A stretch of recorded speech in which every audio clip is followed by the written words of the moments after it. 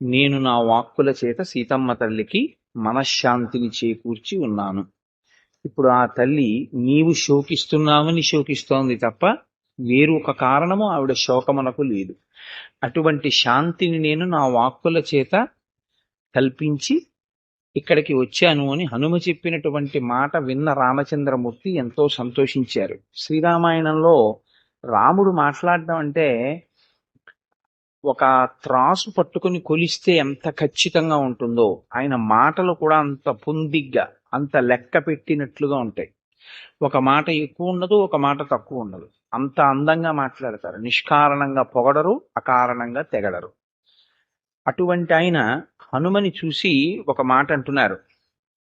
ఈయన చేసినటువంటి పని సామాన్యమైనటువంటిది కాదు, దుర్లభం. చాలా దుర్లభమై అనితర సాధ్యమైనటువంటి కార్యాన్ని సాధించారు.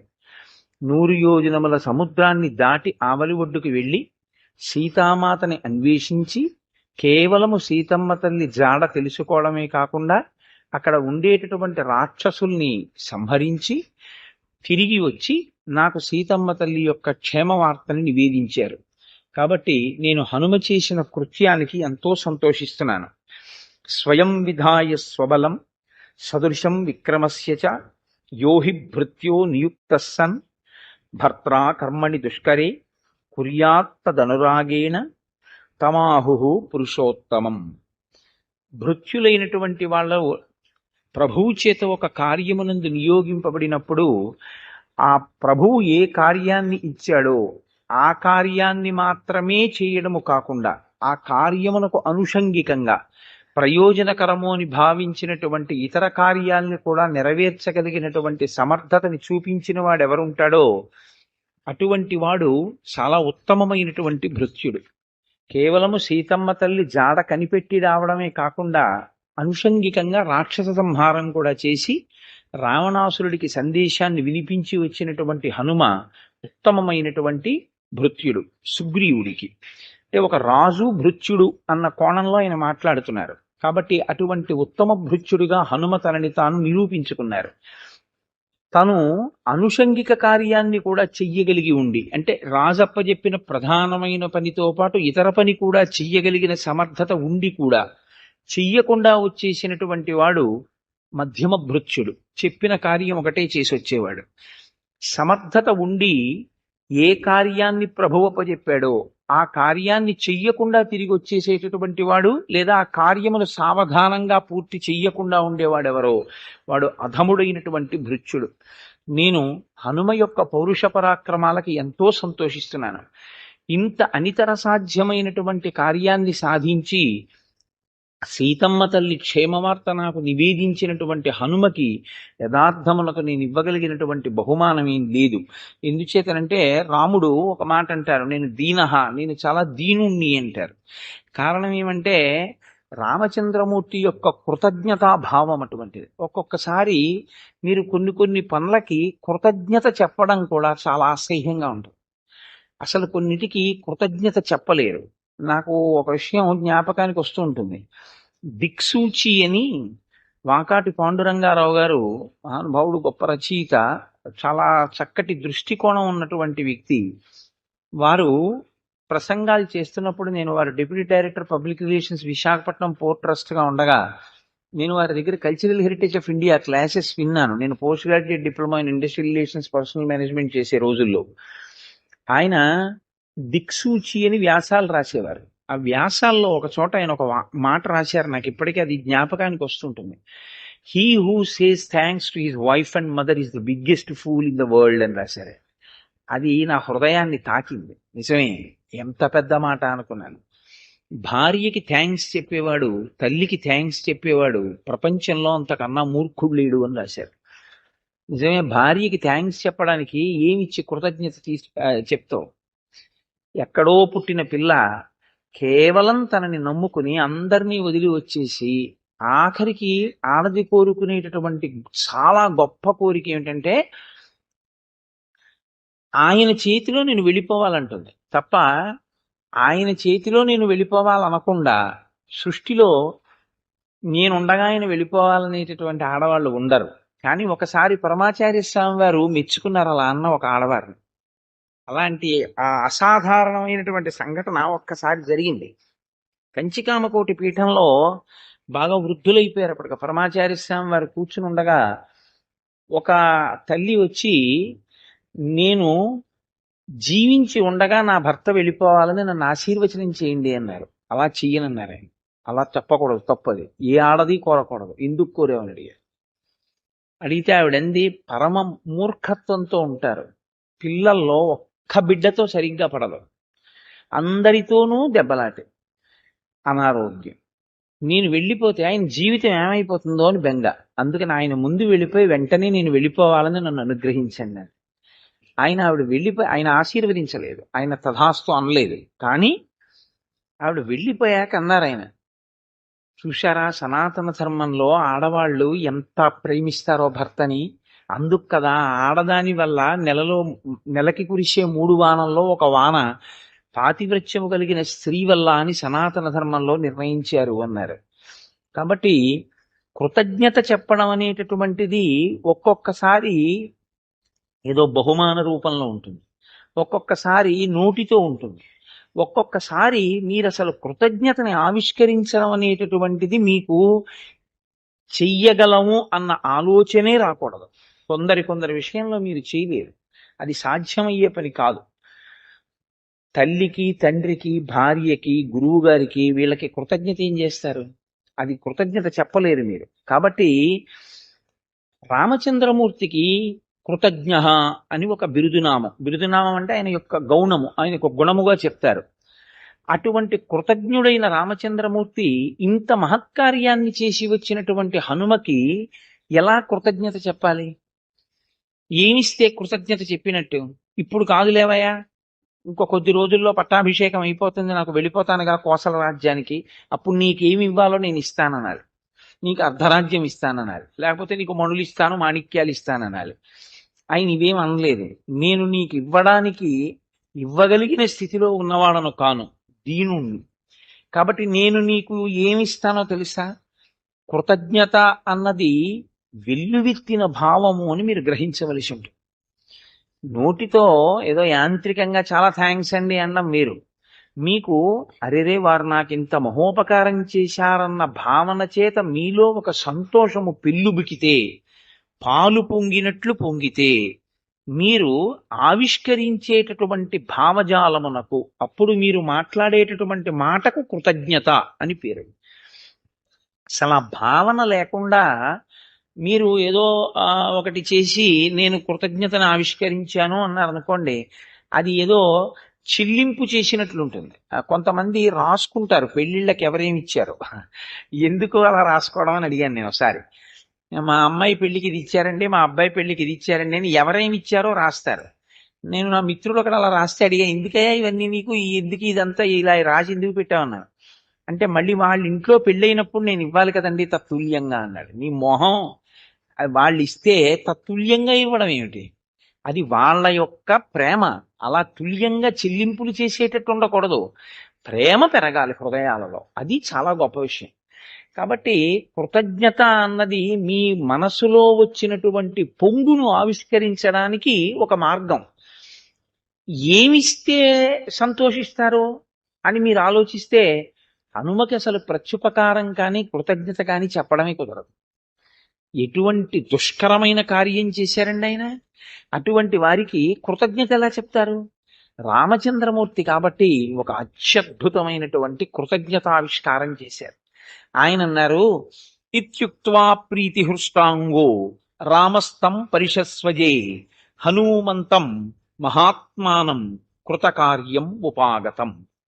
ఇంత గొప్ప కార్యాన్ని చేసి వచ్చినటువంటి హనుమ, నీకు నేను ఒక గొప్ప ప్రత్యుపకారం లేదా కృతజ్ఞతని ఆవిష్కరించుచున్నాను అని ఒక్కసారి ఆయన్ని దగ్గరికి పిలిచి గాఢంగా కౌగిలించుకున్నారు. అదే ఆయన ఇచ్చినటువంటి బహుమానం.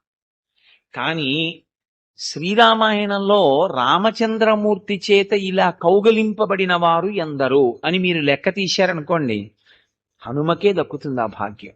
అందుకే అసలు రామచంద్రమూర్తి హనుమల యొక్క ఆలింగన స్వరూపం చాలా గొప్ప స్వరూపం. నాకు ఇది చెప్తుంటే ఒక విషయం జ్ఞాపకానికి వస్తాను. మా వాళ్ళకి తెలుసు, నేను శ్రీరామాయణం కాకినాడలో చెప్పిన రోజుల్లో ఆ రామాయణాన్ని విన్నటువంటి ఒక పిల్లాడు చాలా సంతోషించి రామాయణం అంతా వినేసిన తర్వాత ఏం వస్తే అది వస్తుంది, ఏం వస్తే అది ఇస్తాను గురువు గారికి అని చెప్పి ఓ పెద్ద అట్ట ఒకటి తీసుకుని అతనికి బొమ్మలు గీయడం వచ్చు. ఆ బొమ్మ గీయడం మొదలెట్టాడు. ఇది గీస్తాను అని అతను అనుకోలేదు. ఏది వస్తే వస్తుంది అని రామాయణం పెట్టుకు వింటూ గీశాడు. ఆశ్చర్యకరంగా అది రామచంద్రమూర్తి చేత కౌగలింపబడిన హనుమ యొక్క స్వరూపం వచ్చింది. అది ఏకంగా ఇంత పెద్ద స్వరూపం వచ్చింది. వస్తే ఆయన నాకు అది ఫ్రేమ్ కట్టించి తీసుకొచ్చి ఇచ్చాడు. నేను అంత గొప్పగా కృతజ్ఞత ఆవిష్కరించిన వాడికి నేనేం కృతజ్ఞత చెప్పను? ఇప్పుడు నాకు అనుమానం వచ్చింది, నేను దాన్ని నా పూజా మందిరంలో పెట్టుకున్నాను, అంతే నేను ఇవ్వగలిగిన కృతజ్ఞత. కాబట్టి ఇత్యుక్త్వా ప్రీతి హృష్టాంగో రామస్తం పరిషస్వజే హనుమంతం మహాత్మానం కృతకార్యం ఉపాగతం. నేను వీరిని కౌగిలించుకుంటున్నాను అని చెప్పి హనుమని ప్రియమార కౌగిలించుకున్నారు. సాక్షాత్ శ్రీ మహావిష్ణువు కదండి, నరుడిగా ప్రవర్తిస్తున్న ఆయన సాక్షాత్ పరమేశ్వరుడు. పరమేశ్వరుని యొక్క ఆలింగన సౌభాగ్యాన్ని పొందినటువంటి మహాపురుషులలో హనుమ ఒకరు. అంతటి మహోపకారం చేసినటువంటి వారు. అందుకే హనుమ యొక్క నామము ఎక్కడ స్మరింపబడుతుందో, ఎక్కడ హనుమద్ వైభవమును మనం జ్ఞాపకానికి తెచ్చుకుంటామో అటువంటి వారందరికీ కూడా హనుమకి ఎటువంటి బుద్ధి ఉందో, ఎటువంటి వినయం ఉందో, అటువంటి లక్షణములు ఈశ్వరుడి చేత ఆయన ఏ సన్మానమును పొందారో అటువంటి సన్మానమును పొందగలిగినటువంటి భాగ్యము కలుగుతుంది, సందేహం లేదు.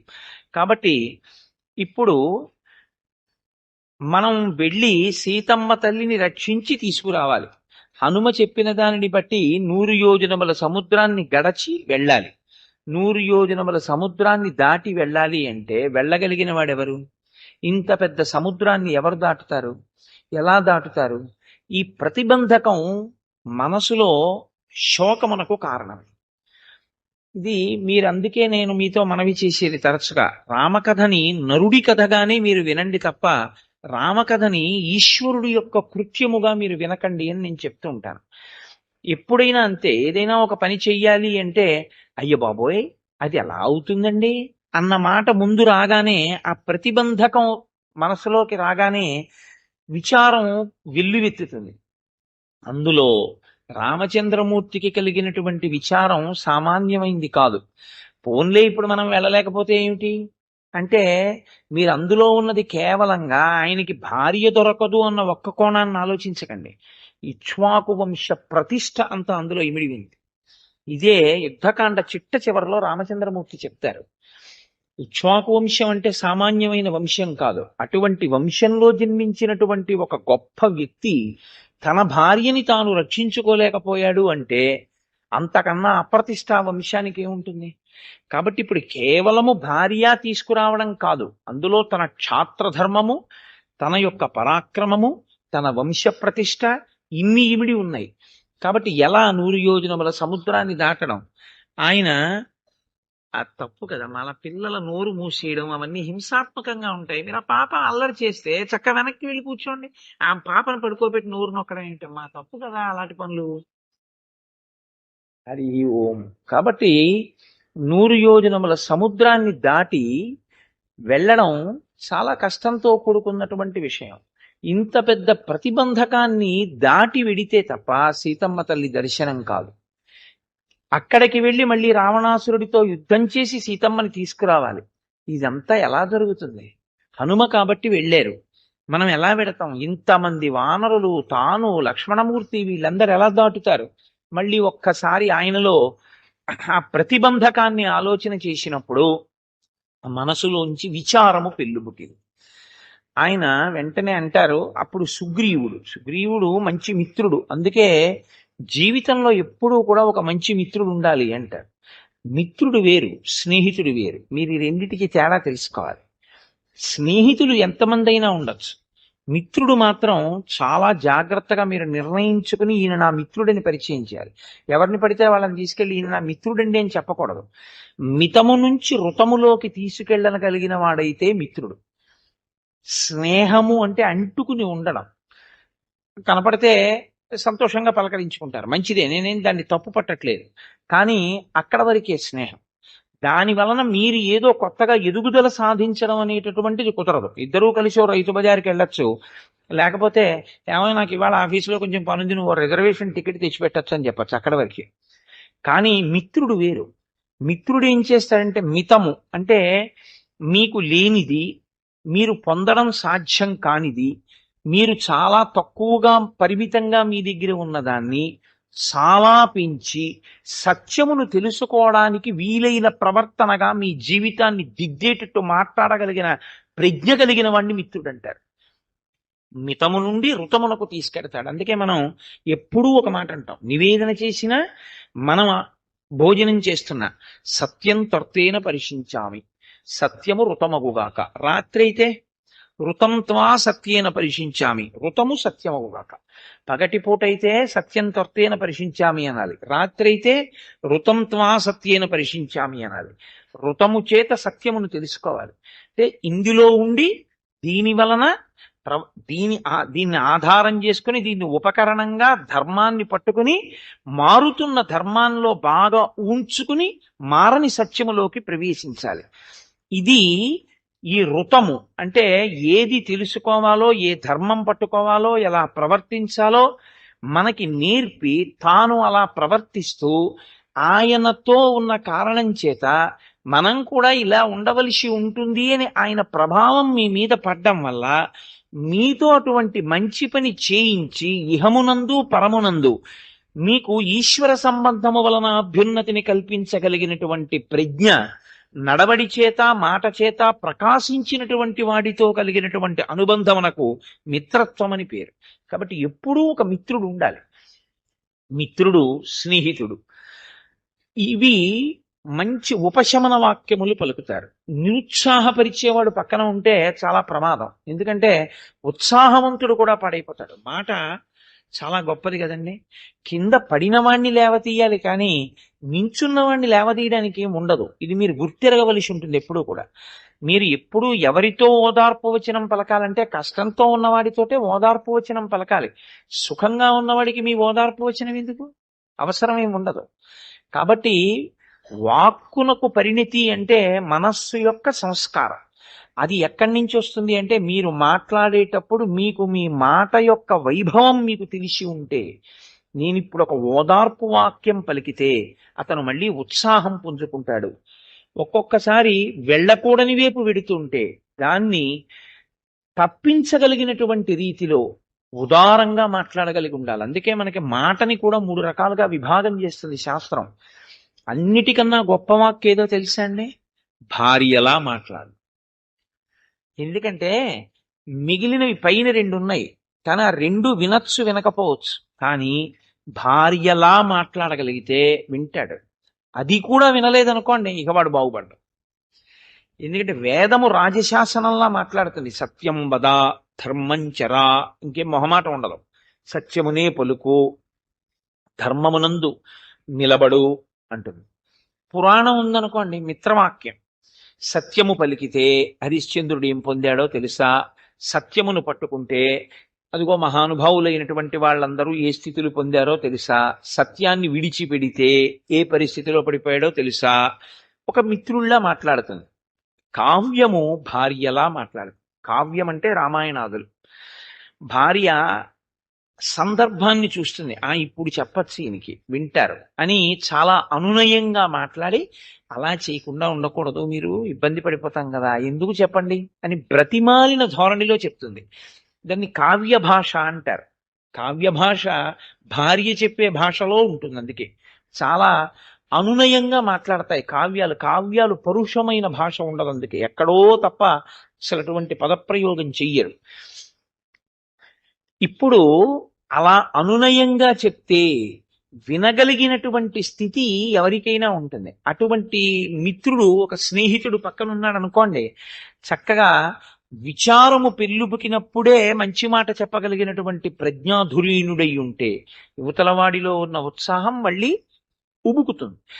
నాకు అందుకే తరచూ ఒక మాట అనిపిస్తూ ఉంటుంది, ఇవి ఎవరికి తెలియాలి అంటే ప్రధానంగా పిల్లలకి తెలియవలసి ఉంటుంది. వాళ్ళు ఇప్పుడు కార్యసాధకులు వాళ్ళు కదండి. జీవితంలో యుద్ధం చేయవలసిన వాళ్ళు, యుద్ధం చేయడం అంటే నా ఉద్దేశ్యం కత్తి పట్టుకోవడం అని కాదు, జీవితంలో ఎదురొడ్డి నిలబడవలసినటువంటి వాళ్ళు కష్టము సుఖము అన్న ఈ రెండింటిలో బాగా అటు ఇటు ఊగిసలాడవలసినటువంటి వాళ్ళు అటువంటి వాళ్ళకి ఇవి తెలిసాయి అనుకోండి, వాళ్ళు జీవితాన్ని పండించుకోవడం అలవాటు అవుతుంది, పరిణతి ఏర్పడదు. పరిణతి మీరు ఒక్కటే జ్ఞాపకం పెట్టుకోండి, తన కష్టాన్ని తాను ఓర్చగలిగితే, తన సుఖానికి తాను హద్దులు మరిచిపోయి పొంగకుండా ఉంటే అంతే పరిణతి. అది చాలు, ఇంకంతకన్నా ఏం అక్కర్లేదు. చిన్న కష్టం వస్తే కుంగిపోవడం అలవాటు చేసుకున్నాడు అనుకోండి, ఇంకా ఆలోచన సరిగ్గా ఉండదు, ఎంతకైనా వెళ్ళిపోతాడు, పాతాళాన్ని వైపే పెడతాడు. చిన్న సుఖానికి పొంగిపోవడం అలవాటు అయింది అనుకోండి, మీరు పట్టుకోలేరు. ఈ రెండు కాకుండా ఉండడం పరిణతి అన్నమాట. కష్టమునందు ఓర్చుకోవడం, సుఖమునందు విర్రవీగకుండా ఉండడం, రెండిటి యందు సమతౌల్యముతో నిలబడగలగడం, హర్షమును పొందడం తప్ప అతిశయము వైపుకి వెళ్లకుండా ఉండడం. ఈ పరిమితి తెలియాలి అంటే మీరు శ్రీరామాయణము వంటి కావ్యములు చదవాలి. అవి ఎంత గొప్పగా ఉంటాయో చూడండి. ఎక్కడ చాలా మంచి విషయాన్ని ప్రతిపాదించాలో, ఎక్కడ కీలకమైన విషయం మాట్లాడాలో అటువంటి కీలకాన్ని ఉపదేశం చేస్తారు. మీరు అందుకే వాల్మీకి రామాయణంలో ఇక యుద్ధకాండలో ప్రత్యేకించి మీకు ఒక గమ్మత్తు కనపడుతుంది. రాముడు మాట్లాడుతుంటాడు సచివులతో, రావణుడు మాట్లాడుతూ ఉంటాడు సచివులతో, రాముడు మాట్లాడతాడు స్నేహితులతో మిత్రులతో, రావణుడు మాట్లాడతాడు స్నేహితులతో మిత్రులతో. రాముడు ఎలా మాట్లాడతాడు, రావణుడు ఎలా మాట్లాడతాడు, రాముడితో ఎలా మాట్లాడతారు, రావణునితో ఎలా మాట్లాడతారు, రావణుడు సలహాలు అడిగితే ఎలా అడుగుతాడు, రాముడు సలహాలు అడిగితే ఎలా అడుగుతాడు. మీరు ఈ రెండింటిని బాగా తరచి తరచి తరచి తరచి చూశారనుకోండి, అసలు అది ఒక పెద్ద సైకలాజికల్ సింథసిస్ అండి. దాన్ని ఇంకా విశేష విశ్లేషణ అనమాట. అది అంత గొప్పగా ఉంటుంది. వాళ్ళిద్దరివి పక్క పక్క చూపిస్తారు సర్గల్లో మహర్షి. చూస్తే ఓ ఇలా ఉండకూడదనమాట అని మీకు అర్థమైపోతుంది. అంత గమ్మత్తుగా ఉంటుంది. కావ్య భాష.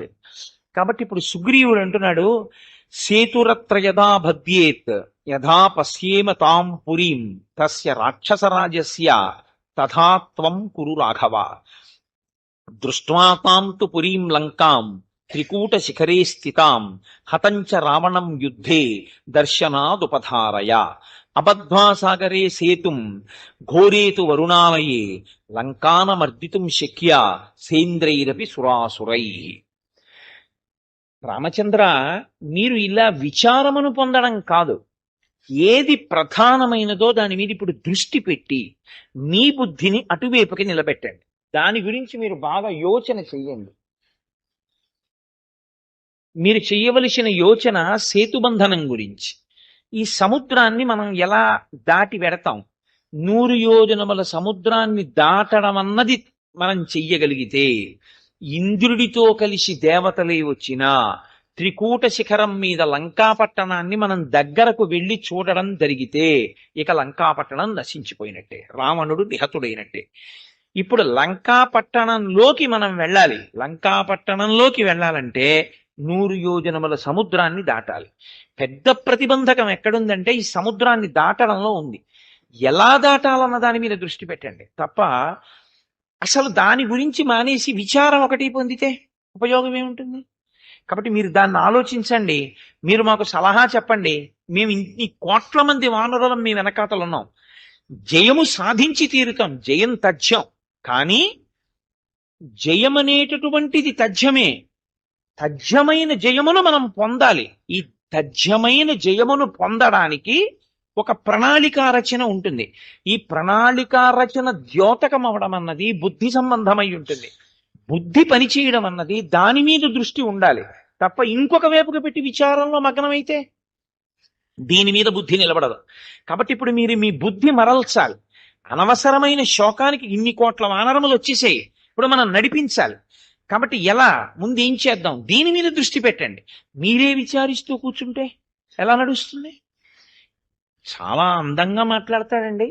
ఒక రామాయణంలో నిజంగా కీలకమైనటువంటి మాటలు మెచ్చుకోవలసి ఉంటుంది. ఆయన చాలా సంతోషించారు. తప్పకుండా మనం అలా చేద్దాం. 100 యోజనముల సముద్రాన్ని దాటి లంకకి వెడతాం.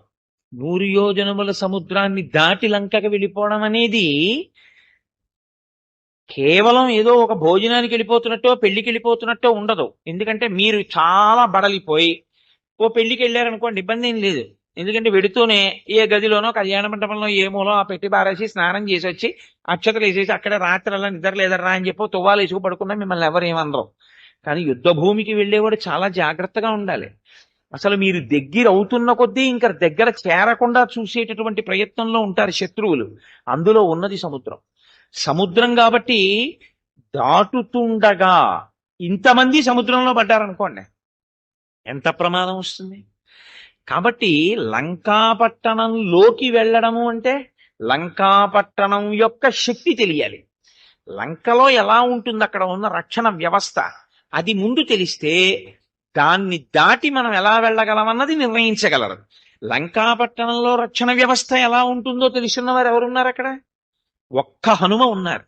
కాబట్టి వెంటనే రామచంద్రమూర్తి అన్నారు, హనుమ నువ్వు ప్రాజ్ఞుడవు. కేవలము సీతాన్వేషణమే కాకుండా సీతాదర్శనమే కాకుండా రాక్షస భంజనము చేశావు. లంకాపట్టణాన్నంతటినీ పగటి వేళ రాత్రి వేళ కూడా చూశావు. కాబట్టి నాకు లంకాపట్టణం యొక్క రక్షణ వ్యవస్థ గురించి తెలియచెయ్యి. హనుమ రాముడు ఎంత గొప్పగా మాట్లాడతాడో హనుమ అంత గొప్పగానూ మాట్లాడతారు. ఎంత చక్కగా విషయాన్ని విశ్లేషించి మాట్లాడతారంటే అందులో ఒక్క అనృతం ఉండదు. అందులో ఎక్కడ తను చూసొచ్చాను చాలా గొప్పగా ఉంది, అటువంటి దాన్ని తను దాటి వెళ్ళడం ఎంత గొప్ప అన్న కోణంలోకి తీసుకురారు. ఇది ఎందుకంటే మీకు లోకంలో ఒక విషయం ఉంటుంది, ఇది ఎలా చేద్దామండి అని మీరు అడిగారు అనుకోండి, ఇది ఎలా చేద్దామో మాట్లాడ్డా, తాను ఇంతకు ముందు ఎలా చేశాడో మాట్లాడతాడు. ఇది ఎందుకు వస్తుందో తెలుసా అండి? స్వాకర్ష తాలూకా క్రీనీడ కలుస్తూ ఉంటుంది ఎప్పుడు. ప్రతి చిన్న విషయానికి ఇంతకుముందు మేము ఏం చేసామో తెలుసా అండి అని దాని మీద ఉపన్యాసం మొదలెడతాడు. ఇప్పుడు ఎందుకు వచ్చావు, ఇది ఎలా చేద్దామని వచ్చావు, దీని మీద దృష్టి పెట్టి ఇది ఎలా చెయ్యాలి అన్న దాని మీద ప్రణాళిక నిర్మాణం చెయ్యాలి. హనుమని అడిగితే హనుమ ఏం చెప్పాలి? లంక ఎలా ఉంటుందో చెప్పాలి తప్ప నేను వెళ్ళినప్పుడు ఆ లంకలో బాబోయ్ నేను కాబట్టి వెళ్ళాను కానీ అని మొదలెట్టారనుకోండి, మిగిలిన వాళ్ళు ఏమైపోతారు? అయితే ఎలా కష్టం ఎలా ఉంది ఇది అనుకుంటారా అనుకోరా? అందుకని మీరు ప్రశ్న అడిగేటప్పుడు కూడా ఎవరిని అడగాలంటే మీ ప్రజ్ఞని ప్రచోదనం చేసి కార్యనిర్వహణ చేయించగలిగినటువంటి సమర్థుణ్ణి అడగాలి తప్ప మీకున్న సమర్థతని కూడా చంపేసేవాడిని అడగకూడదు. ఎప్పుడూను ఎవరిని పడితే వాళ్ళని అడగకూడదు, ఎవరిని పడితే వాళ్ళని సంప్రదించకూడదు. ఎందుకో తెలుసా అండి, లోకంలో అత్యంత తేలికైన విషయం ఏమిటంటే సలహా చెప్పడమే. దానికి ఏముంది, ఏమైనా కష్టమా, దానికి ఏమైనా డబ్బా? ఏదో సలహా ప్రతివాడు చెప్తుంటాడు, ఏదో సలహా ప్రతివాడు చెప్తే ఇబ్బంది. అందుకే చాలా ముఖ్యమైనటువంటి విషయాన్ని రచన చేసేటప్పుడు ప్రణాళిక నిర్మాణం చేసేటప్పుడు ముందు మీరు సావధాన చిత్తులై ఉండాలి. మీరు సావధాన చిత్తులై ఉన్నాను అని మీరు అనుకుంటే అవతల వాళ్ళని కూడా బాగా నీకున్నటువంటి అనుమానాలు ఏమిటో పట్టుకుని నా దగ్గరికి రా, నేను సావధానంగా ఉన్నప్పుడు, అప్పుడు మన ఇద్దరం కూర్చుని మాట్లాడుకుందాం అని చెప్పాలి. అంతేగాని సరే నేను వెళ్ళిపోయేటప్పుడు అలా కలవండి ఒకసారి మాట్లాడేస్తాను కారు దగ్గర అనకూడదు. ముఖ్యమైన కార్యం అన్నప్పుడు నువ్వు కూడా అంత ప్రాముఖ్యత దానికి ఇవ్వవలసి ఉంటుంది. హనుమ మాట్లాడితే అలా ఉంటుంది. ఆయన ఒక జవాబు చెప్తే రాముడు ఎంత ప్రాముఖ్యత ఇచ్చి అడిగారో హనుమ జవాబు చెప్పడం కూడా అంత అందంగానూ చెప్తారు. నాకు ఇదే అనిపిస్తుంటుంది తరచుగా. అసలు నిజంగా ఆఫీస్ మేనేజ్మెంట్ లో ఒక ముఖ్యమైన స్ట్రాటజీ, ఒక వ్యూహరచన చేసేటప్పుడు ఒక బాస్ అండ్ అన్ అసిస్టెంట్, ఒక అధికారి ఆయన కింద ఉండేటటువంటి సహాయకుడు ఎంత చక్కగా మాట్లాడుకోవలసి ఉంటుంది సమయం వృధా కాకుండా అన్నది రాముడు హనుమ మాట్లాడుకోవడం చూస్తే యుద్ధకాండలో చాలా గొప్పగా కనపడుతుంది. ఆయన అంటారు, లంకా పునిర్నిరాలంబ దేవదుర్గా భయావహ నాదేయం పార్వతం వాణ్యం కృత్రిమంచ చతుర్విధం. రామ 4 విధములైనటువంటి దుర్గములు లంకలో ఉన్నాయి. అటువంటిది అనితర సాధ్యముగా ఉంటుంది, అది శత్రుభయానకమై ఉంటుంది. నాదేయం నది చేత రక్షింపబడుతూ ఉంటుంది, పర్వతముల చేత రక్షింపబడుతూ ఉంటుంది. ఎందుకంటే నదీ దుర్గము, గిరిదుర్గము, కృత్రిమ దుర్గము, వనదుర్గము అని 4 రకాలుగా ఉంటాయి దుర్గాలు. ఇవి సహజ రక్షణ ఇస్తుంటాయి.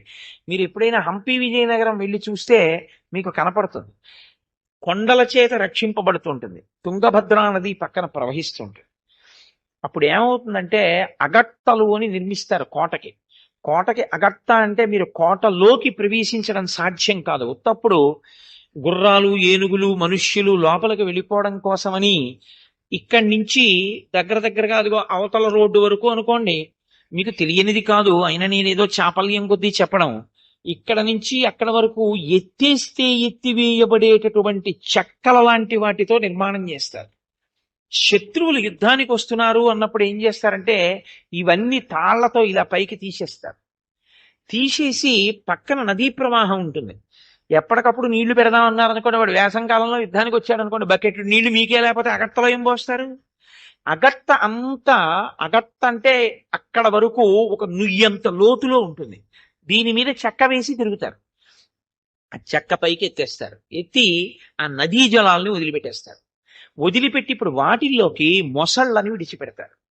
విడిచిపెడితే అవతల వాడు ఎక్కడి వరకు వస్తారంటే అక్కడ వరకే వస్తాడు. పొరపాటున ఎవడైనా దాటే ప్రయత్నం చేసి నీటిలో దిగాడు అనుకోండి, మొసళ్ళు సిద్ధంగా ఉంటాయి తినేయడానికి. కోట పైన అవతల వాడి బాణానికి అందనంత ఎత్తులో ఉంటారు రక్షకులు. అసలు దాటే ప్రయత్నం చేస్తే బాణాలు వేసి చంపేస్తారు. కోటలోకి వెళ్ళడం కష్టం. అది నీరు దగ్గరగా ఉంటే నీటితో అగట్ట నింపుతారు. అది ఒక నది తిరగడమో సముద్రమే తిరగడమో చేసింది అనుకోండి, మరీ కష్టం. అందుకని లంక జలదుర్గము, లంక వనదుర్గము, చుట్టూ అరణ్యాలే, దుర్భేద్యమైనటువంటి అరణ్యం. మీరు వెడుతుండగా ఎవడెక్కడ కాపు కాశాడో తెలియదు, ఎవడు ఎట్నుంచి మట్టు పెడతాడో తెలియదు. గిరిదుర్గము పర్వతముల చేత రక్షింపబడి ఉంటుంది. కాబట్టి ఎక్కడం దిగడంలో అక్కడ ఉన్నవాడికి తెలుసున్నటువంటి ఆనుపాను మీకు తెలియదు. పైగా పర్వతములు సహజ రక్షణగా నిలబడతాయి. ఏ పర్వతం చాటున ఎవరున్నారో ఎట్నుంచి వస్తారో తెలియదు. కృత్రిమంచ, తాను నిర్మించుకున్నది కృత్రిమం, విశ్వకర్మ చేత నిర్మింపబడింది. అందుకని 4 రకాలైనటువంటి దుర్గముగా లంకాపట్టణం ఉంది. స్థితాపారే సముద్రస్య దూరపారస్య రాఘవ నౌపధోపి చ నాస్త్ర తత్ర నిరాదేశశ్చ పర్వతః సర్వతః శైలాగ్రే రచితా దుర్గా సా పూర్ణే వపురోపమ వాజివారణ సంపూర్ణ లంకా పరమ దుర్జయ. ఆయన అంటున్నారు, అసలు సముద్రానికి 100 యోజనములకు పూర్ణంగా అవతల ఒడ్డున దక్షిణ దిక్కున దక్షిణ తీరంలో బయలుదేరితే ఉత్తర తీరానికి చేరితే తప్ప లంక కనపడదు. ఆ లంకాపట్టణం దగ్గరికి సముద్రాన్ని దాటి వెళ్ళాలి అంటే ఒకే ఒక్క సాధనము నౌక. పడవ మీద వెళ్ళలేరు కదండి సముద్రంలో, నౌకలో వెళ్ళాలి. నౌకలో వెళ్ళడానికి వీలైన మార్గము కాదు ఆ సముద్రం. ఎందుకంటే అటువంటి మార్గం అది తిమింగలాలతో, రాక్షసులతో, భయంకరమైనటువంటి మొసళ్లతో నిండి ఉంటుంది. కాబట్టి నౌకా మార్గము కుదరదు. కాబట్టి ఇప్పుడు వెళ్ళాలి అంటే లంకకి ఒక్కటే మార్గం, ఎగిరి ఆకాశంలో వెళ్ళవలసి ఉంటుంది. అలా వెళ్ళలేని వాళ్ళల్లో రామలక్ష్మణులే ఉన్నారు. నరులుగా ఎలా వెడతారు? అది తీరా అక్కడికి వెడితే అంత దూరం కదా, వెళ్ళిపోతే చాలు, ఇంక అక్కడేం ఉండవ అనుకోవడానికి లేదు. కోట్ల కోట్ల రాక్షస బలంతో, ఏనుగులతో, గుర్రములతో, విచ్చుకత్తులు పట్టుకున్న రక్షకులతో లంక నిండిపోయి ఉంటుంది. వాళ్ళు ఎప్పుడు యుద్ధోన్మాదులై ఉంటారు. అక్కడికి మనం వెళ్ళి వాళ్ళతో యుద్ధం చేయాలి. వాళ్ళు మన దగ్గరికి రావడం వేరు, మనం వాళ్ళ దగ్గరికి వెళ్ళడం వేరు. అసలు వెళ్ళడమే ఇంత కష్టం. వెళ్ళి యుద్ధం చేసి మట్టు పెట్టి వెనక్కి రావాలి. కాబట్టి రామ, లంకాపట్టణానికి చేరడం అన్నది మాత్రం చాలా కష్టమైన విషయం.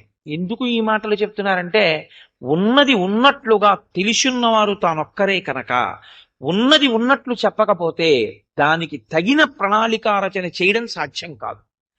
ఇప్పుడు దాని 4 ద్వారములు చెప్పారు. 4 ద్వారముల దగ్గర కోట్ల కోట్ల మంది రాక్షసులు ఎప్పుడూ విచ్చుకత్తులు పట్టుకుని ఉంటారు. శతఘ్నులు, లోహ నిర్మితములైనటువంటి తలుపులు, బంగారము, వజ్రవైడూర్యములు, ముత్యములు, పగడములు, మాణిక్యములు పొదగబడినటువంటి లంక. అనేకమైనటువంటి యంత్రములు పెట్టబడి ఉంటాయి. పట్టణం అంతా శత్రు దుర్భేద్యంగా తయారు చేయబడి ఉంది. కాబట్టి నేను చూసినటువంటి లంకాపట్టణం గురించి మీకు వివరణ చేశాను. కాబట్టి మీరు ఒక సుముహూర్తాన్ని నిర్ణయం చేసి మన బలగాలు ఎలా కదలాలో మీరు నిర్ణయం చెయ్యండి. ఇది ఆయన యొక్క వినయం. మీరు ఒక విషయాన్ని ఇందులో జ్ఞాపకం పెట్టుకోవలసి ఉంటుంది.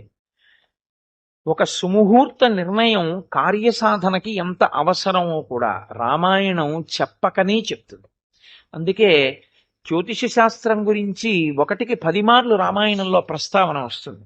ఇప్పుడు రామచంద్రమూర్తి అన్నారు, అస్మిన్ ముహూర్తే విజయే ప్రాప్తే మధ్యం దివాకరే సీతాం హృత్వా తుమే జాతు క్వాసౌ యస్యతి యస్యతః ఉత్తరా ఫల్గుణీ హ్యద్య శ్వస్తు హస్తేన యోక్ష్యతే అభిప్రయామ సుగ్రీవ సర్వానీక సమావృతాః.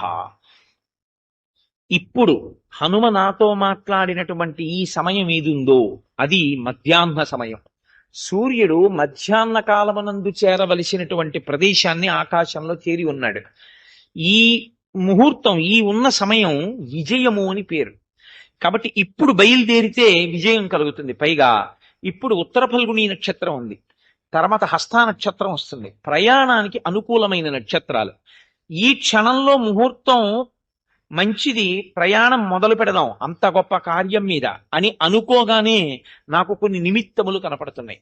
ఈ నిమిత్తముల చేత నాకు శుభం కలుగుతుందని, విజయం సాధించగలనని నాకు అనిపిస్తోంది. కాబట్టి మనం వెంటనే బయలుదేరదాం. ఇప్పుడు వ్యూహరచన ఎవరు చెయ్యాలి? రామచంద్రమూర్తి చెయ్యాలి. కాబట్టి ఆయన అన్నారు, అగ్రేయాతు బలస్యాస్య నీలో మార్గం అవేక్షితం వృతః శతసహస్రేణ వానరాణం తరస్వినాం. ఈ వానర సైన్యానికి అంతటికీ కూడా 1,00,000 మంది వానరులతో నీలుడు వెడుతూ ఉంటాడు. నీలుడు వెడుతున్నప్పుడు ఆయన ఒక విషయాన్ని చాలా జాగ్రత్తగా గమనిస్తూ ఉండాలి. ఆయన ముందు వెడుతూ ఎక్కడ ఆగాలో ఆయన చెప్పాలి. ఆయన ఎక్కడ ఆగమని చెప్తాడో అక్కడ సైన్యం అంతా ఆగిపోతుంది. ఎక్కడ సైన్యం ఆగమని చెప్తాడో అక్కడ కేవలం ఆగడం కాదు, వాళ్ళు భోజనం చేయడమో, పళ్ళు తినడమో, కాయలు తినడమో, తేనె తాగడమో, నీళ్లు తాగడమో చెయ్యవలసి ఉంటుంది. కాబట్టి ఇప్పుడు ఎంతసేపు కదలవలసి ఉంటుంది? ఈ కదిలేటప్పుడు ఎంతసేపు కదిలితే బడలిక కలుగుతుంది? బడలిక కలిగిన తరువాత శరీరానికి ఒక ధర్మం ఉంది. కాబట్టి దీనికి ఆకలి కలిగితే, దాహం వేస్తే అప్పుడు ఆ ఆగిన ప్రదేశంలో ఉత్తినే కూర్చుని వెళ్ళిపోవడం కాదు, సమయహరణం కావడం కాదు. ఏదో ఇన్ని గంటలు ప్రయాణం చేసి ఆగితే అక్కడ సమృద్ధిగా ఇన్ని కోట్ల వానరములకు పళ్ళు దొరుకుతాయా, కందమూలములు దొరుకుతాయా, తేనె దొరుకుతుందా, నీళ్లు ఉన్నాయా, ఇవన్నీ చూడాలి. ఇవన్నీ చూడడం కాదు నీలుడా. మనం ఒకసారి కదిలాము అనగానే గూఢచారి అన్నవాడి లక్షణం ఏంటంటే మన కంటికి కనపడకుండా వాడు మన కదలికలు కనిపెడతాడు. వాడు కదలికలు కనిపెడితే ఏం చేస్తాడంటే అసలు శత్రు సైన్యాన్ని తన దాకా వచ్చే వరకు ఆగడం, ఈ లోపల మట్టు పెడతాడు. తేలిక మార్గం ఏమిటంటే ఏ ప్రాణి అయినా ఆహారం తినాలి, నీళ్లు తాగాలి. కాబట్టి ఆహారాన్నైనా విషపూరితం చేస్తాడు, నీటినైనా విషపూరితం చేస్తాడు.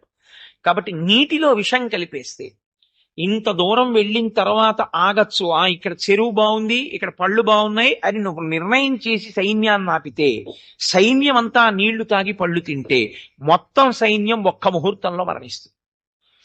కాబట్టి నీవు ఎక్కడ ఆపుతావు అన్నది ఎవ్వరికీ తెలియకూడదు, అంత జాగ్రత్తగా నడిపించాలి.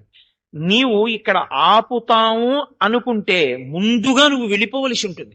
వెళ్ళిపోయి ఇక్కడ సైన్యం కదిలేటప్పుడు సముద్రం దాకా వెళ్ళడానికి ఇన్ని రోజులు పడుతుంది, ఇన్ని గంటల తర్వాత ఇక్కడ ఆగుతుంది, ఇక్కడ ఆగితే నీళ్లు తాగుతుంది, ఇక్కడ పళ్ళు తింటుంది అంటే నీకు 1,00,000 మంది సైనికులను అందుకు ఇచ్చాం. వెంటనే ఆ జలాశయానికి కాపు పెట్టాలి. ఆ పర్వతం మీద చెట్ల మీదకి ఎవరైనా గూఢచారులు ఏమైనా వస్తున్నారా పరిశీలనకి కొంతమందిని ఉంచాలి. అడుగడుగున కదిలి వెనక వస్తున్నటువంటి సైన్యం తన భద్రత తాను చూసుకోదు. నువ్వు ఎక్కడ ఆగమని చెప్పావో అక్కడ ఆగి తింటుంది, తాగుతుంది.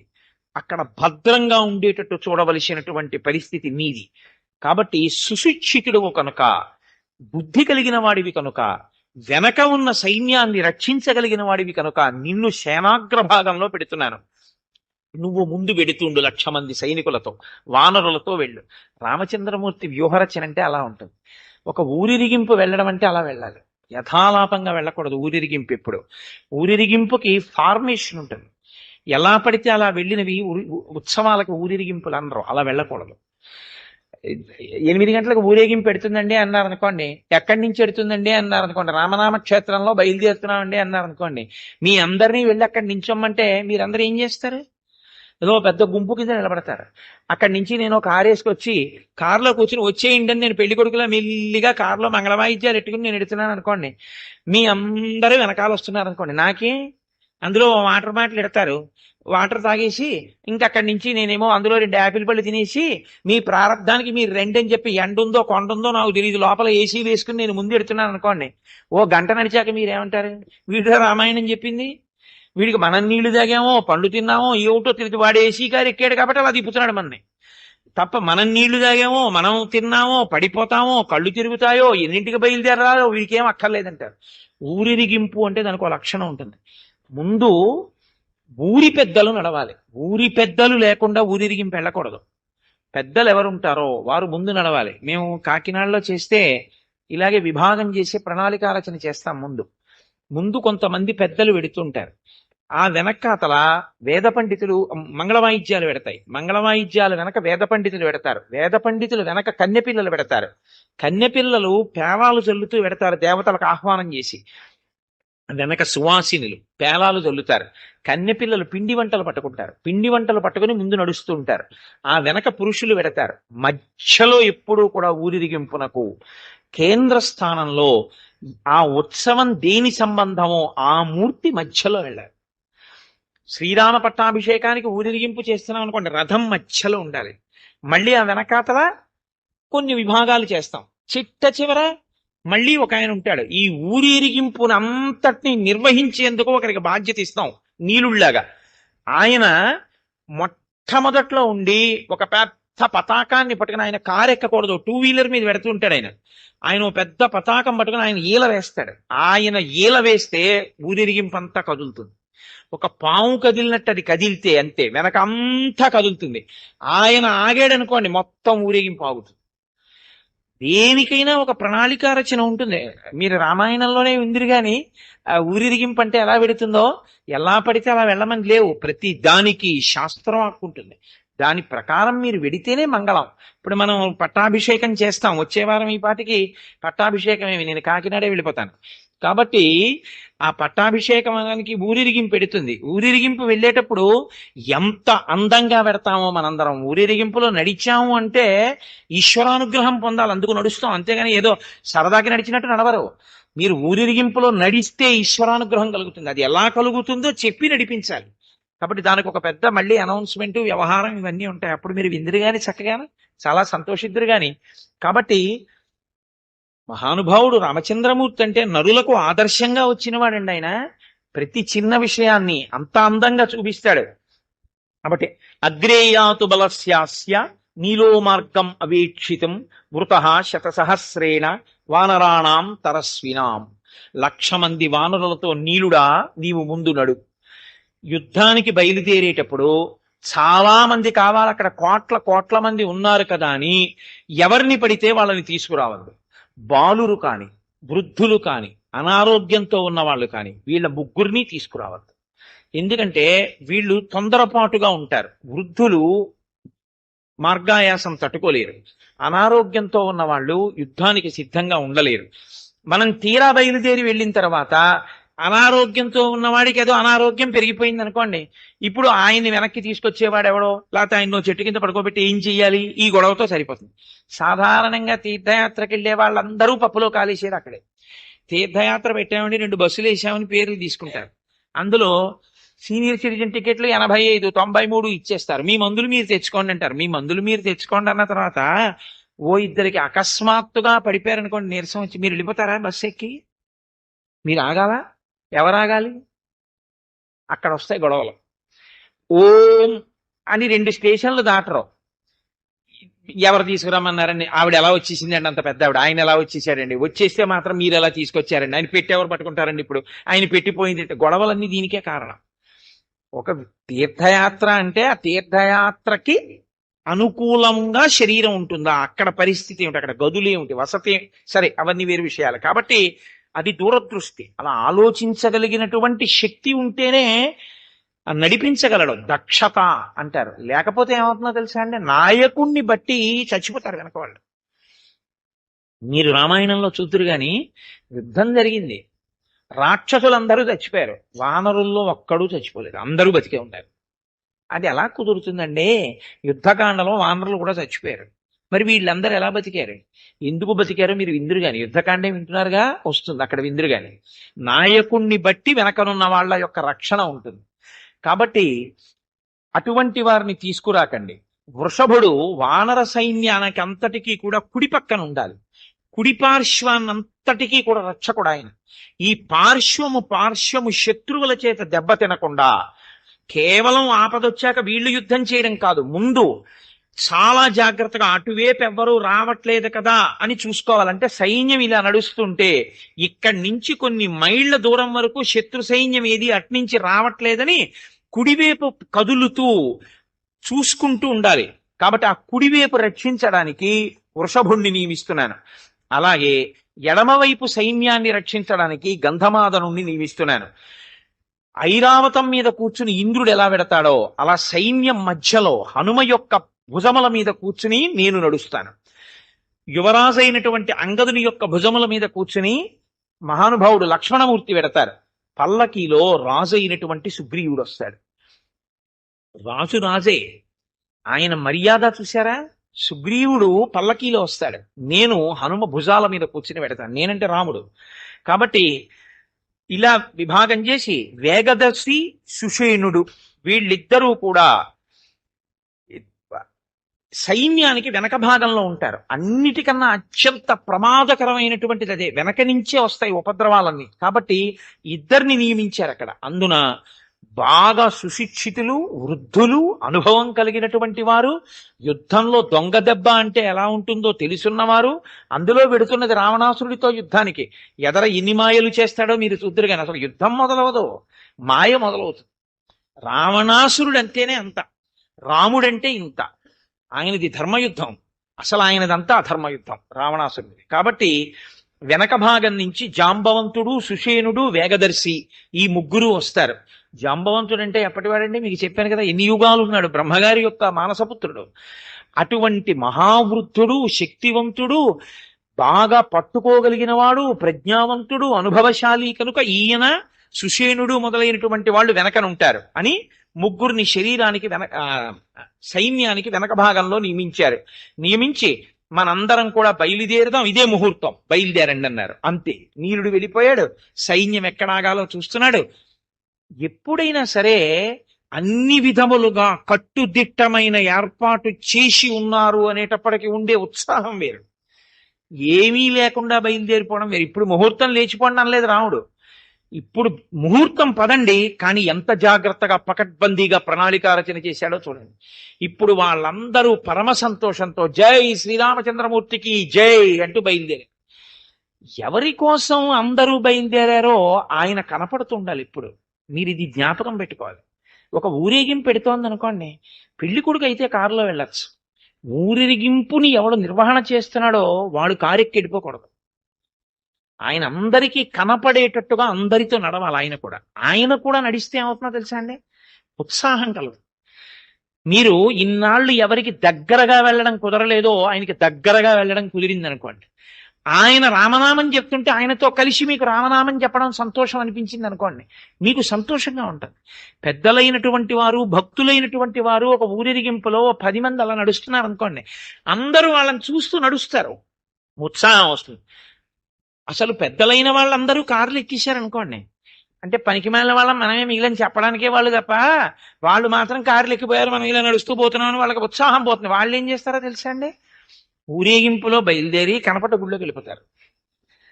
అందుకే మీరు చూడండి, చాలా ఊరేగింపులు ఎలా ఉంటాయో తెలుసా, ఇదే కారణం. బయలుదేరినప్పుడు చాలా మంది ఉంటారు, తిరిగి వచ్చేటప్పటికి 10వ వంతు ఉంటారు. కారణం ఏంటంటే అసహ్యం పుట్టేస్తుంది. చెప్పిన వాడికి బాధ్యతతో ఉండడు, అక్కడ కర్తవ్యనిష్ట ఉండదు. అది చూసుకోవాలి. ఎందుకు బయలుదేరుతున్నారు వానరులందరూ? నిజానికి వాళ్ళ ఆపద కాదది, వాళ్ళు రామచంద్రమూర్తి మీద భక్తితో బయలుదేరారు. ఆ రాముడు కనపడుతున్నాడు అనుకోండి, వాళ్ళకి ఉత్సాహం ఉంటుంది. అందుకే రాముడు పల్లకి ఎక్కలేక ఆయన పల్లకీలో సుగ్రీవా నువ్వు నేను కూర్చుందాం అంటే పరమ సంతోషంగా కూర్చోమంటాడు ఆయన. సుగ్రీవుడు మోస్తాడు కూడా కావాలంటే. నేను హనుమ యొక్క భుజముల మీద కూర్చుంటాను. ఎందుకని? ఆయనకి సైన్యం అంతా బాగా వెడుతోందా లేదా ఒకసారి అందరికీ కనపడాలని అనుకున్నారనుకోండి, హనుమా అన్నారనుకోండి, అంతే మేరుమందర సంకాశౌ బభూదీప్తానల ప్రభ అంతెత్తి పెరుగుతారు.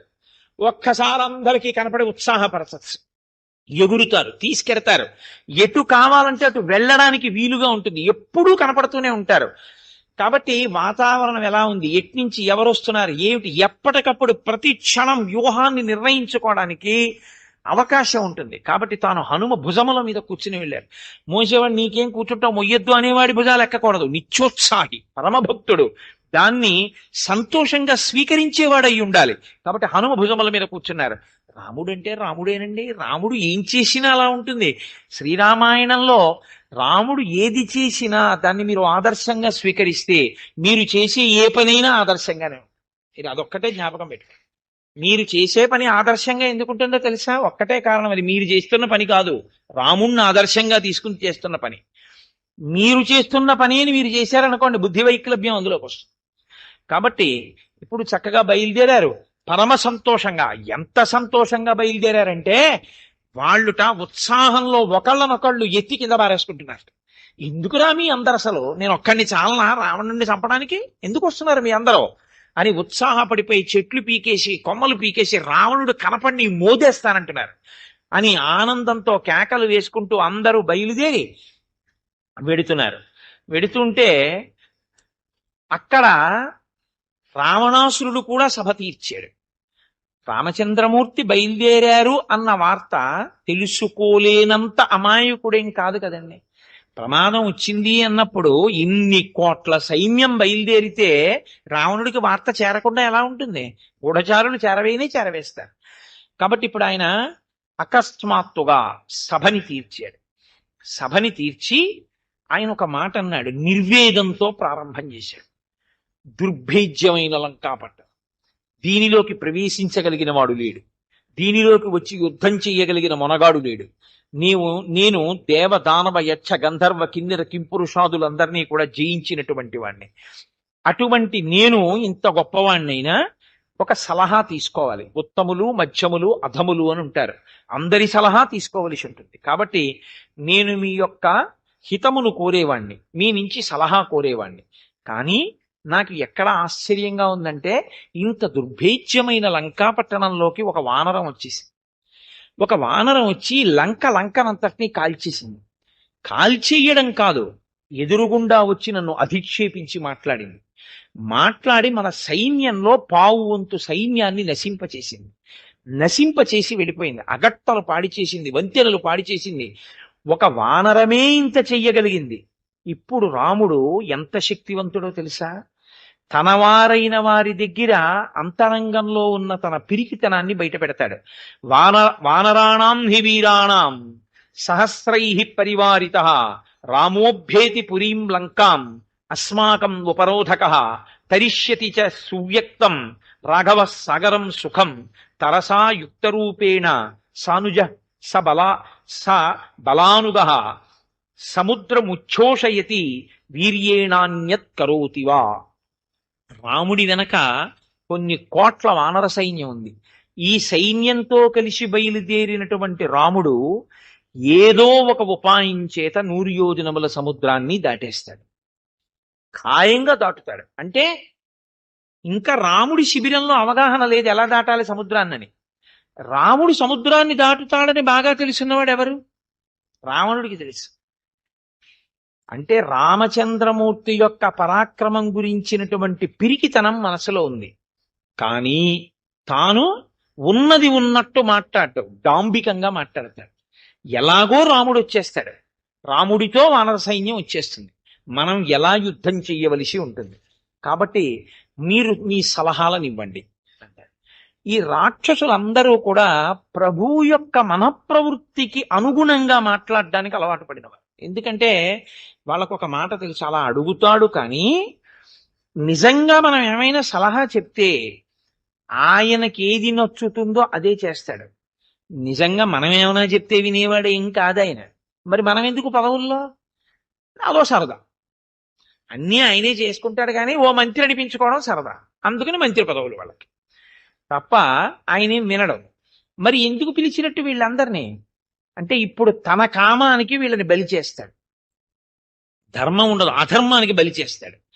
అందుకని పిలిచాడు. వాళ్ళకి తెలుసు వాళ్ళు ఎంత బుద్ధిహీనులంటే, యువతల వైపు తెలుసుకో యువతల వైపు చెప్పలేకపోవడం తప్పు కాదు, అవతల వైపు బలాన్ని కూడా వాళ్ళు చెప్పరు. ఎందుకు చెప్పరు అంటే, ఏమో చెప్తే మన మీద విరోధం పెట్టుకుంటాడేమోనని వాళ్ళకి భయం. అందుకే మహర్షి ప్రారంభంలోనే ఒక మాట అంటారు, ఇత్యుక్త రాక్షసేంద్రేణ రాక్షసాస్తే మహాబలాహ ఊచుః ప్రాంజలయ సర్వే రావణం రాక్షసేశ్వరం దిశత్పక్షం అవిజ్ఞాయ నీతి బాహ్యాస్త్వబుద్ధయ. వాళ్ళు నీతి లేనటువంటి వారు, బుద్ధి లేనటువంటి వారు. కాబట్టి వాళ్ళు శత్రువు యొక్క బలాబలములను తగినటువంటి రీతిలో విచారణ చెయ్యరు, లెక్క కట్టరు. ప్రభువు యొక్క మనస్సు ఏమిటో వాళ్ళకి తెలుసు. కాబట్టి ఎంతసేపు మాట్లాడినా ప్రభువు యొక్క హృదయానికి అనుగుణంగా మాట్లాడేటటువంటి ప్రయత్నమే చేస్తారు. కాబట్టి వాళ్ళు ఏమన్నారంటే, అసలు యుద్ధం రావడం ఏమిటి మహాప్రభో, రాముడు కేవలము నరుడు, లక్ష్మణుడు నరుడు, రాజ్యభ్రష్టుడు, అరణ్యాలలో తిరుగుతున్నవాడు, భూషయనం చేస్తున్నవాడు. వానరులా అవేం చేస్తాయి? ఈ వానరములు, ఈ రాముడు, ఈ లక్ష్మణుడు సముద్రాన్ని దాటుతారా? వచ్చి సముద్రం అవతల ఒడ్డులో నిలబడతారు. నువ్వు అనుజ్ఞయి, నేనొక్కడిని చాలు అని ప్రహస్తుడు అంటున్నాడు. వెళ్ళి ఏదో ఆ రోజున నేను యామరపాటుగా ఉన్నాను కాబట్టి హనుమ వచ్చి అవన్నీ పాడు చేయగలిగారు. ఇప్పుడు నువ్వు నాకు అను, వెళ్ళి హనుమతో సహా వానర సైన్యాన్ని రామలక్ష్మణుల్ని సంహరించి వచ్చేస్తాను. అయినా మా దాకా ఎందుకు? యక్ష గంధర్వ కిన్నెర కింపురుషాదులను జయించిన వాడివి, యమధర్మరాజుని, దిక్పాలకుల్ని, ఇంతమందిని జయించిన వాడివి, నాగుల్ని జయించిన వాడివి, నువ్వు తలుచుకుంటే రామలక్ష్మణులు నీకో పెద్ద లెక్క. మహాప్రభో, దీని గురించి సభ పెద్ద విచారణ అవసరమా? నిమిషమాత్రంలో వాళ్ళని మనం సంహరించగలం. ఇదే ఆయనకు కావాలి. ఆయన చాలా సంతోషపడిపోయాడు. ప్రహస్తుడన్నవాడు, నేను వంచి దెబ్బ తీయగలను, ఒక్క అవకాశం నేను వాళ్ళని చంపుతానన్నాడు. దుర్ముఖుడు అని ఒక రాక్షసుడు, ఆయన ఇంతకన్నా 2 ఆకులు ఎక్కువ చదువుకున్నవాడు. ఆయన అన్నాడు, అనుమతి లేకుండా అసలు అంతఃపురంలో ప్రవేశించడం, లంకాపురాన్ని దహించడం, మనందరినీ దెబ్బతీయడం క్షమించరాని నేరములు, అవమానకరములు. కాబట్టి నీవు నాకు అనుమతిస్తే ఇప్పుడే నేను 100 యోజనములు దాటి ఆవలి ఒడ్డుకు వెళ్ళి హనుమని సైన్యాన్ని కూడా సంహరించి వచ్చేస్తాను, శుభవార్త నీకు చెప్పేస్తాను. అంటే వీళ్ళకి ఎలా ఉంటుందంటే అంత తేలికగా ఉంటుంది. అదే హనుమైతే అలా మాట్లాడరు. తాను పావువంతు సైన్యాన్ని నశింపచేసి వచ్చారు, తానొక్కడే లంకాపట్టణాన్ని తిరగగలరు. కానీ ఆయన అలా మాట్లాడరు. శత్రు దుర్భేద్యమైనటువంటి లంక చాలా జాగ్రత్తగా వెళ్ళాలని చెప్తారు. శత్రు పరాక్రమాన్ని చాలా జాగ్రత్తగా లెక్క కట్టుకోవాలి ఎప్పుడూ, లేకపోతేనే యుద్ధంలో ప్రమాదం వస్తుంది. హనుమ అలా మాట్లాడతారు, వీళ్ళు ఇలా మాట్లాడతారు. ఎవరు మాట్లాడిన మాటకి ఇంకొకరు మాట్లాడిన మాటకి పొంతన ఉండదు. ఒకడు ఒకలా మాట్లాడతాడు, ఇంకొకడు ఇంకొకలా మాట్లాడతాడు. ఇన్ని విన్నవాడు సమన్వయం చేయడు. ఏ ప్రభువు సమన్వయం చెయ్యాలో ఆయన సమన్వయం చేయడు. అన్నీ వింటాడు, లేచి వెళ్ళిపోతాడు. అంటే అతిశయం ఆయనకి. వజ్రదంష్ట్రుడన్న రాక్షసుడు అన్నాడు, నరులు వానరులతో కలిసి వస్తున్నారు, ఇన్ని కోట్ల మంది వచ్చి లంకాపట్టణం మీద పడి యుద్ధం మొదలు పెడితే మనం యుద్ధం చేయడం కష్టం కావచ్చు. కాబట్టి ఇతనికి కొంచెం పిరిగితనం ఉంది, వాళ్ళలా మాట్లాడలేదు. కాబట్టి మహాప్రభో మీరు అనుమతిస్తే మనం కామరూపులం, రాక్షసులందరం వానర రూపాలు పొందుతాం, పొంది వానర సైన్యంలో కలిసిపోతాం. కోట్ల వానర సైన్యం ఉంది కాబట్టి గుర్తుపట్టరు, వెనకాతల కలిసిపోతాం. కలిసిపోయి వాళ్ళు సముద్రాన్ని దాటడానికి ఏదైనా ఉపాయాన్ని పన్నితే, వాళ్ళు సముద్ర మధ్యంలో దాకా వచ్చిన తరువాత వాళ్ళు దాటడానికి ఏ ఉపకరణాన్ని ఎంచుకున్నారో దాన్ని సముద్రంలో ముంచేస్తాం, సైన్యం అంతా సముద్రంలో పడిపోతుంది. అథవా వాళ్ళు దాటి వచ్చిన అకస్మాత్తుగా మేము రాక్షస రూపాలు పొంది సైన్యంలో కలిసిపోయి ఉన్నాం కాబట్టి వాళ్ళందరినీ సంహరిస్తాం. ఇది తేలిక. కాబట్టి నువ్వు అనుజ్ఞయి, మేం వెళ్ళి అలా సంహరిస్తా ఉన్నారు. కుంభకర్ణుని యొక్క కుమారుడు నికుంభుడు, వజ్రహనువు, వాళ్ళందరూ కూడా వెంటనే కోపంతో అసలు ఊగిపోయారు. వాళ్ళందరూ వాళ్ళొక పెద్ద లెక్క, నువ్వు అనుమతి మేము వెళ్ళి చంపేస్తాం, ఏమిటో అంత తేలికన్నట్టు రామలక్ష్మణుల్ని చంపడం వాళ్ళ దృష్టిలో అంత తేలిక. అంటే శత్రుబలాన్ని అసలు అంచనా వేసేటటువంటి లక్షణము లేని గర్వోద్ధతులు, అంతటి అతిశయం ఉన్నవాళ్ళు. అందుకు కదంటే రాక్షసత్వం. వీళ్ళందరూ ఊగిపోతుంటే చూశాడు. ఎంతమంది మాట్లాడారో తెలుసా అండి? ఎంతమంది మాట్లాడినా ఒక్కటే మాట, అదొక పెద్ద లెక్క, వెళ్ళి వాళ్ళని సంహరిస్తాం.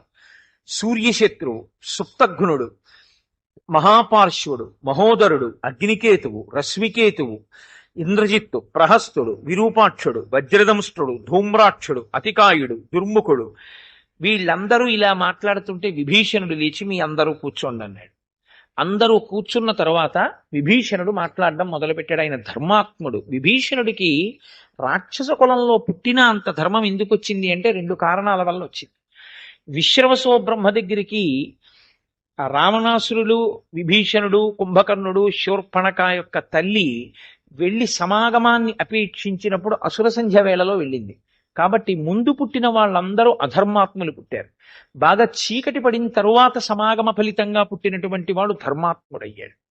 కాబట్టి అదొక ధర్మాన్ని రామాయణం ఆవిష్కరిస్తుంది. రెండవది, వీళ్ళు చతుర్ముఖ బ్రహ్మగారి గురించి తపస్సు చేశారు. ముగ్గురు వెళ్ళి తపస్సు చేశారు. మొదట రావణుడికి ప్రత్యక్షం అయ్యారు బ్రహ్మగారు. నాకు చావు లేకుండా వరం కావాలన్నాడు. ఆయన ఇవ్వలేదు. తర్వాత ఏదో కొన్ని పేర్లు చెప్పాడు, వీళ్ళ వల్ల నాకు చావు ఉండకూడదన్నాడు. నరవానరములను నేను అడగనన్నాడు. కుంభకర్ణుడి విషయం తర్వాత మీకు నేను మనవి చేస్తాను. ఎలాగో పెద్ద అల్లరే వస్తుంది ఆ కుంభకర్ణుడితోటి. విభీషణుడి దగ్గరికి వచ్చి బ్రహ్మగారు అడిగినప్పుడు విభీషణుడు 2 విషయాలు అడిగాడు. మహా గొప్ప ఆపద సంభవించినప్పుడు కూడా నా బుద్ధి ధర్మమును విడిచిపెట్టకుండుగాక నాకు ఆ వరం ఇమ్మని అడిగాడు. బ్రహ్మాస్త్రము ఉపదేశము లేకుండా నాకు భాషించుగాక. ఉత్తరాఖండలో చెప్పారు ఈ రహస్యం. కాబట్టి నాకు ఈ 2 ఇవ్వమని అడిగాడు. వెంటనే బ్రహ్మగారు అన్నారు, నాయనా నువ్వు చిరంజీవి, నీకు మరణం లేదన్నారు. ఎవరు నేను మరణించకూడదని అడిగాడో వాడికి ఇవ్వలేదు. ఎందుకంటే వాడు అధర్మాత్ముడు కనుక. ఎవరు అడగలేదో ధర్మం నాకు కావాలన్నాడో ఆయన బతికుంటామన్నారు. అంటే ధర్మం ఎక్కడ ఉంటుందో అక్కడ బ్రతికి ఉండడం ఉంటుంది. అంటే శుభవార్తలు ఉంటాయి. ఎక్కడ అధర్మం ఉంటుందో అక్కడ మంగళము ఉండే అవకాశం ఉండదు. ధర్మమే ఆలంబనం. కాబట్టి ఇప్పుడు ఆయన లేచి అంటున్నాడు, ప్రమత్తేష్వభియుక్తేషు దైవేన ప్రహృతేషు చ విక్రమాస్తాత సిద్ధ్యంతి పరీక్ష విధినాకృతాః. నాయన, ప్రమత్తేష్వభియుక్తేషు, ఎప్పుడైనా యుద్ధానికి వెళ్ళేటప్పుడు కొన్ని విషయాల్ని చూడాలి. అవతలవాడు మనం యుద్ధానికి వెళ్ళినప్పుడు దెబ్బతీయడానికి వీలుగా బాగా ఇరుకలో లేడు కదా, కొంచెం ప్రమత్తుడై ఉండాలి. అంటే ఉదాసీనుడై, ఇప్పుడు మనకు వచ్చిన ప్రమాదం ఏమిటి అని ఏమరపాటుతో ఉన్నవాడి మీదకి యుద్ధానికి వెళ్ళి కొట్టాలి. యుద్ధానికి వెళ్ళేటప్పుడు మనం కాకుండా ఇంకోడు కూడా యుద్ధానికి వెళ్ళటం లేదు అన్న విషయాన్ని చూసుకోవాలి. లేకపోతే ఒకడి మీద ఇద్దరు కలిసి యుద్ధం చేస్తే మళ్ళీ వాళ్ళిద్దరు యుద్ధం చేసుకోవాల్సి వస్తుంది. లేదా వచ్చిన ఇద్దరిలో ఒకడితో అవతల ఆయన సంధి చేసుకుంటే అవతల ఆయన బలం ద్విగుణీకృతం అవుతుంది. కాబట్టి ఇంకొకడు కూడా యుద్ధానికి వెళ్ళటం లేదు అన్నది నిర్ధారించుకోవాలి. ఆయన ఇంద్రియ సుఖములలో మునిగి జాగరూకుడుగా లేకుండా ఉన్నాడు. ఆయన పట్ల విధి బలంగా లేదు, ఈశ్వరానుగ్రహం లేక అన్నిటినీ కోల్పోయి ఉన్నాడు అన్న విషయాన్ని నిర్ధారణ చేసుకోవాలి. అప్పుడు యుద్ధానికి వెళ్ళాలి. మీరు రాముడి మీద యుద్ధానికి ఎడుతున్నారు. రాముడు అప్రమత్తం కథం తంతు విజిగీషుం బలే స్థితం జితరోషం దురాధర్షం ప్రదర్శయితుమిచ్చదా. రాముడు అప్రమత్తుడై ఉన్నాడు. శత్రు సైన్యం ఎటువైపు నుంచి వస్తుందోనని 1000 కళ్ళతో చూస్తున్నాడు. యుద్ధానికి తాను సిద్ధంగా ఉన్నాడు. ఏమీ తన పక్కన లేకపోయినా ఇవాళ పరోపకారం చేసి కొన్ని కోట్ల వానరముల యొక్క బలాన్ని సమీకరించుకున్నాడు. విజిగీషం, జయాన్ని సాధించి తీరాలన్న పట్టుదలతో ఉన్నాడు. ఎందుకని? ఫోన్లే యుద్ధంలో ఓడిపోతే ఏమైంది, ఇప్పుడు ఆ రాజ్యం మనకి రాకపోతే ఏమొచ్చిందని వెనక్కి వెళ్ళిపోయి ఇంకో మాట వచ్చే పరిస్థితి కాదు. తన భార్య ఇక్కడుంది కాబట్టి గెలిచి తీరాలన్న పట్టుదలతో రాముడున్నాడు. జితరోషం దురాధర్షం, ఆయన కోపాన్ని గెలిచినవాడు. ఎవడు కోపాన్ని గెలిచాడో వాడు ఆలోచన గొప్పగా ఉంటుంది. గెలిచిన వాడవు కావని రావణాసురుడికి హెచ్చరిక. కాబట్టి నీ బుద్ధి సరిగ్గా ఉండదు. దురాధర్షం, ఆయన ఎదురుగుండా నిలబడి యుద్ధం చేయడం అంత తేలికేం కాదు. వాలినంతటి వాణ్ణి ఒక్క బాణంతో కొట్టాడు. దుష్కరం తర్కయేతవా, అటువంటి వాణ్ణి ప్రదర్శగితుమిచ్చదా, ఎలా యుద్ధం చేద్దాం అనుకుంటున్నారు? అంత తేలిగ్గా ఏంటి ఒక్కడు వెళ్ళి చంపేస్తాను, నేను విరిచేస్తాను, నేను చంపేస్తాను అంటున్నారే. హనుమ వచ్చి లంకనంతటినీ కాలిస్తే ఏం చేశారు మీ అందరూ? పావు వంతు సైన్యాన్ని చంపి ఒక్కొక్క సంఘాన్ని ఒక్కొక్క సమూహాన్ని పంపుతుంటే, వెళ్ళిన వాళ్ళని వెళ్ళినట్టు చంపేస్తుంటే ఎవరం వెళ్ళి ఆపగలిగాం?